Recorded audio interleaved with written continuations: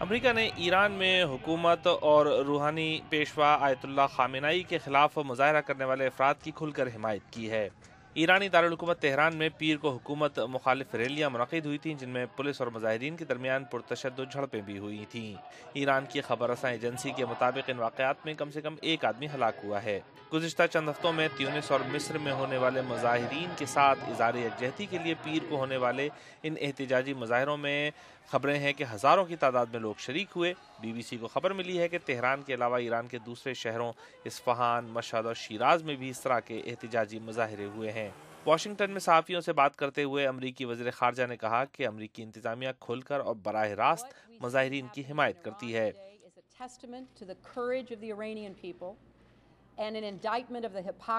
انہوں نے کہا کہ جو کچھ آج ایران میں ہم رونما ہوتے دیکھ رہے ہیں وہ ایرانی عوام کی ہمت و حوصلے کا منہ بولتا ثبوت اور ساتھ ہی ایرانی حکومت کی منافقت کا عکاس بھی ہے، جس نے گزشتہ 3 ہفتے کے دوران مصر میں پیش آنے والے واقعات کا تو خیر مقدم کیا تھا۔ ہلری کلنٹن نے کہا کہ امریکی حکومت ایرانی حکام کو بھی وہی پیغام دے رہی ہے جو اس نے مصری حکام کو دیا تھا کہ امریکہ تشدد کے خلاف ہے اور اس ایرانی حکومت کے محاسبے کا مطالبہ بھی کرتا ہے جو ایک بار پھر اپنے عوام کی آزادی اظہار رائے کو دبانے کے لیے اپنی سیکیورٹی دستوں اور تشدد کا سہارا لے رہی ہے۔ انہوں نے یہ بھی کہا کہ امریکہ کے خیال میں ایران کے سیاسی نظام میں گنجائش پیدا کرنے اور حزب اختلاف اور سول سوسائٹی کی آواز سننے کے لیے ایک عزم ضروری ہے۔